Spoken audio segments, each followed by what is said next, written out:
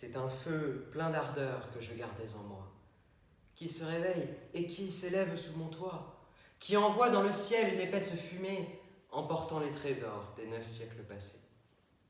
La suie roule gaiement sur mes tuiles en pente, l'avidité des flammes fait craquer ma charpente, et l'air contaminé, tout empli de poussière, se répand sur le sol pour en noircir les pierres. Mais bientôt, j'aperçois la foule grandissante, grouillant sur le parvis, qui me regarde et chante. Elle voudrait me sauver par ses flots courageux, elle voudrait me sauver en combattant le feu, croyant que l'intention d'une simple prière pourrait s'opposer à l'attraction de la terre. Cependant, admirant l'envol de ses pensées, dont je ne peux douter de la sincérité, je scrute la lumière par la nuit dévorée, en me laissant sombrer dans son infinité. Toute la foule jette un regard pessimiste qui, dès que je le vois, me touche et puis m'attriste. Pour la première fois, à me voir, elle est triste. Pour la première fois, elle pense que j'existe. Pourquoi pleurez-vous tant? Vous faut-il tant de mal pour qu'enfin vos yeux daignent voir la cathédrale, pour qu'enfin votre orgueil s'abaisse à s'incliner devant un monument qui n'est plus que fumée? Mais alors la cohue se met à remuer, et je cherche, intrigué, le fil de sa pensée. Ah, quelle illusion et quel espoir puéril d'avoir pu croire un temps que sans bouger d'un cil, on me contemplerait une dernière fois. Non, le désir humain l'emporte bien sur moi. On braque sur mes tours quantité de lumière, et bien qu'illuminé, je me sens en enfer. Mais que dis-je, l'enfer? C'est ce monde corrompu qui me photographie pour que je ne sois vu qu'à l'instant où je suis d'importance capitale.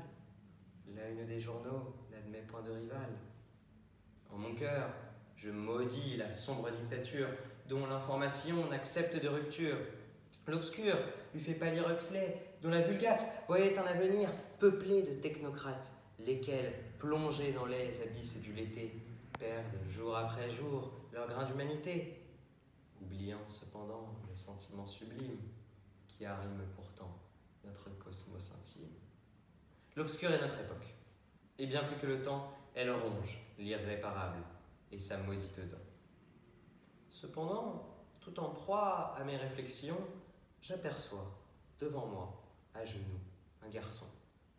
Il n'a que 10 ans, des larmes baignent ses joues, il ressemble à ce Paul qu'un grand roman nous loue, abattu de chagrin, prostré sur le rivage, regrettant Virginie qu'engloutit un naufrage. Mais ces larmes sont vraies, mais ces larmes sont pures, de tous ici présents il paraît le plus mûr, pas encore perverti par ce monde égoïste. Il est là, il m'entend, il veut que je subsiste. Viens donc, approche-toi, avance, n'aie pas peur. Je te dévoilerai les tréfonds de mon cœur et je t'enseignerai, époques écoulées, pour qu'en mon héritier, tu te vois transformé. De ma mort, je le sais, se déploiera une onde qui se déchaînera en recouvrant le monde. Permets-moi d'expliquer les réactions des gens, ce qu'ils vont ressentir à me voir succombant, et puis tous les hommages qu'ils me rendront posthumes, que je regarderai, les yeux pleins d'amertume. Laisse-moi humblement transmettre mes pensées. Qu'ai-je représenté? Qu'ai-je symbolisé? Ne suis-je donc pour toi qu'un simple amas de pierre, sans aucun objectif et sans aucun mystère? Accorde-moi du temps, pas plus de 10 minutes. C'est tout ce qu'il me reste avant que je ne chute. Et au fond des ténèbres de la société, où le mal est partout, éternit la bonté, je voudrais faire de toi une douce lumière qui aura pour mission de réchauffer notre air. Telle une goutte d'eau formant une rivière, sans cesse grandissant pour rejoindre la mer, je suis l'effort gratuit, fruit de la volonté, pour qu'un jour je me dresse face au monde achevé. 1163. Maurice de Sully, qui était en ces temps archevêque en Paris, demande qu'on construise au centre de la ville, dans les bras de la Seine, sur une petite île, l'édifice sacré qui aura pour mission de protéger la nuit. 50 000 maisons. Louis VII, roi très pieux et monarque de France, encourage Sully, lui octroie des finances, et cette décision voit le commencement d'un fabuleux chantier de 180 ans. Ils étaient des centaines, approchant le millier, ces braves artisans, courageux ouvriers. Certains sont qualifiés, d'autres ne le sont pas, mais qu'importe. Ils mettaient au service leurs bras. Chacun, de sa province, a apporté l'éthique. Cela ne change pas les lois mathématiques. Et les disparités dans leurs éducations ne pouvaient s'opposer à leur motivation. Ils étaient animés par un seul idéal, celui de défier les mythes médiévales, pour enfin contempler, sous la lueur du jour, le symbole de Dieu, source de leur amour. Telle une goutte d'eau formant une rivière, sans cesse grandissant pour rejoindre la mer, je suis l'effort gratuit, fruit de la volonté, pour qu'un jour je me dresse face au monde achevé. Et vinrent 500 ans où je mourus d'ennui. Certes, j'ai vu époque et courants réunis, mais je me délitais sous le poids des années, personne ne voulant débourser un denier pour me rendre au grand jour la beauté qui m'est due. On m'avait oublié, on ne me voyait plus. Soudain, je fus placé au centre de l'action quand la France sombra dans la Révolution. On voulait effacer toute mon existence et les quelques regards remplis de répugnance qui s'attardaient encore sur mes statues de roi criaient sans retenue qu'il fallait qu'elle déchoie. À bas la tyrannie, démembrons Notre-Dame, détruisons l'ennemi, ah, écrasons l'infâme. Je me morfondais donc, replié sur moi-même, car ils avaient dit vrai, plus personne ne m'aime. Néanmoins, alors que, plongé dans mes pensées, j'entendais ma charpente gémir et grincer, je m'aperçus qu'un homme se tenait devant moi et qu'il m'examinait de mes murs à mon toit. Il était animé par une foi pleine d'ardeur. Pouvais-je me douter qu'il serait mon sauveur? Oh, Viollet-le-Duc, tu as ma gratitude, toi qui sus m'extirper de cette solitude, toi qui me redonna ma jeunesse d'antan, toi qui as corrigé les ravages du temps en me faisant le don du reste de ta vie. Mort et ressuscité, mais ton œuvre survit, tu me permis de voir 3 autres républiques, de vivre des moments aussi beaux que tragiques. J'ai aussi assisté à 2 guerres mondiales, mais aucune d'entre elles ne put m'être fatale. En 2019, me voilà aujourd'hui, et toujours je domine le ciel de Paris. Mais pourquoi me priver, Seigneur, de ce bonheur? Ne me sauves-tu pas de mes nombreux malheurs? N'ai-je donc pas été un précieux tabernacle pour dès lors m'accabler d'une telle débâcle? Voilà, mon cher enfant, tu connais mon histoire. Je suis né, j'ai brillé, et je m'éteins ce soir. Et demain on dira, ici j'ai Notre-Dame. Demain on pleurera le départ de mon âme. Mais quelles sont les raisons de ces réactions? Oh, je n'ai plus le temps. Approche, mon garçon. Ma voix est étouffée, mes forces diminuent. Approche, car sinon, tu ne m'entendras plus. Telle une goutte d'eau formant une rivière, sans cesse grandissant pour rejoindre la mer, je suis l'effort gratuit, fruit de la volonté, pour qu'un jour je me dresse face au monde achevé. Tout d'abord, vous serez pareillement touchés, vous qui êtes français, mais aussi étrangers. Ils sont 12 millions à venir chaque année, des 4 coins du monde, pour me visiter. Ces gens ne peuvent pas rester indifférents devant la valse folle des flammes me rongeant. On pourrait comparer leurs nombreux sentiments à ceux américains, 20 ans auparavant, quand les tours dominant le World Trade Center, dont ils étaient si fiers en l'espace d'une heure, ont été ébranlés et se sont écrasés. Rien n'avait survécu, mais des larmes coulaient. Certes, ici le feu ne causera la mort d'aucun pauvre innocent marchant à mes abords, mais dans le cas présent, le monde souffrira d'un patrimoine perdu dont il voit le trépas. Gargouilles par dizaines, crachant l'excédent d'eau, la maîtrise du bronze, du cuivre et des métaux, la charpente complexe résistante aux pluies, les fines statuettes surplombant le parvis, sans oublier ma flèche dominant tout le reste, et qui s'écroulera de façon des plus lestes. Ce sont tous ces motifs, et encore j'en passe, qui font que je suis plus que des briques qu'on tasse. De plus, je constitue un symbole français, que le monde regarde quand il le sait trembler, car cela signifie que la France vacille, et qu'elle se démène en passe difficile. Mais quoi de plus normal qu'on m'admire, bon sang? Je suis de ce pays le plus grand monument, et ce pays lui-même est puissance mondiale. De fait, je ne suis pas un édifice banal.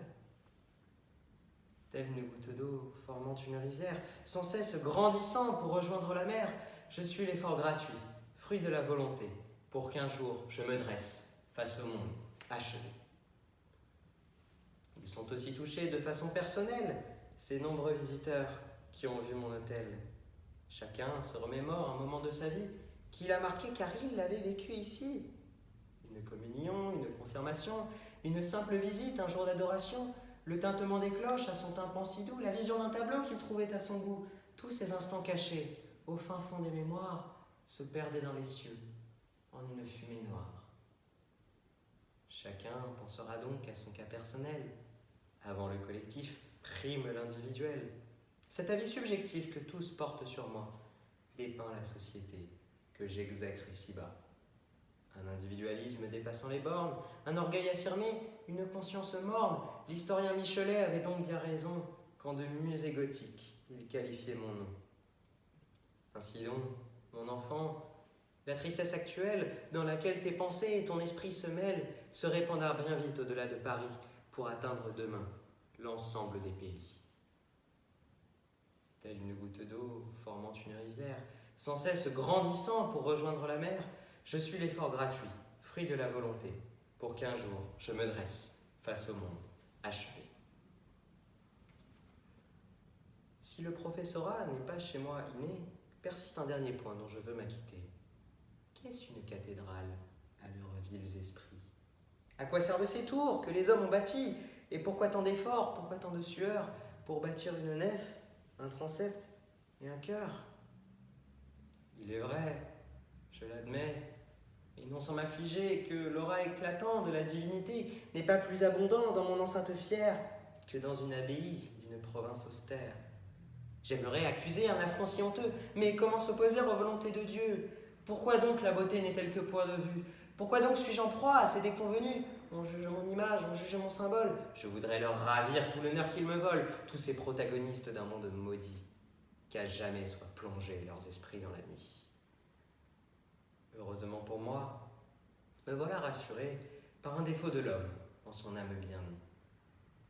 Si Dieu a un dessein, l'être humain en a d'autres, et ses conceptions diffèrent bien des nôtres. En effet, l'homme construit pour sceller ses pensées, pour unir les esprits dans une société ayant pour fondement même langue et culture et les mêmes croyances, élevant l'âme pure. À mes côtés, il croit s'adjoindre ma puissance. Napoléon en est preuve par excellence lorsqu'il veut, l'arrogant, se couronner lui-même et asseoir ici-bas l'autorité suprême.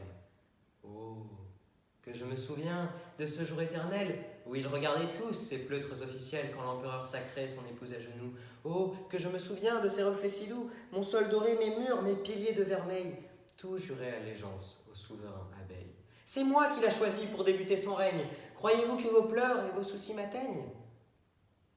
Enfin, la cathédrale se fait vive mémoire de tous les jours passés qui marquent notre histoire. Cette idée-là est plus que simple théorie, car Nerval, mieux que moi, avait lui-même dit « Notre-Dame est bien vieille. On la verra peut-être enterrée cependant, pareil qu'elle a vu naître. » Nous autres cathédrales sommes donc vraiment plus que roches meurtries formant un bâtiment. C'est véritablement une encyclopédie que renferment nos murs au fil des décennies. Personne ne pourra cependant achever de lire toutes ces pages, toujours renouvelées.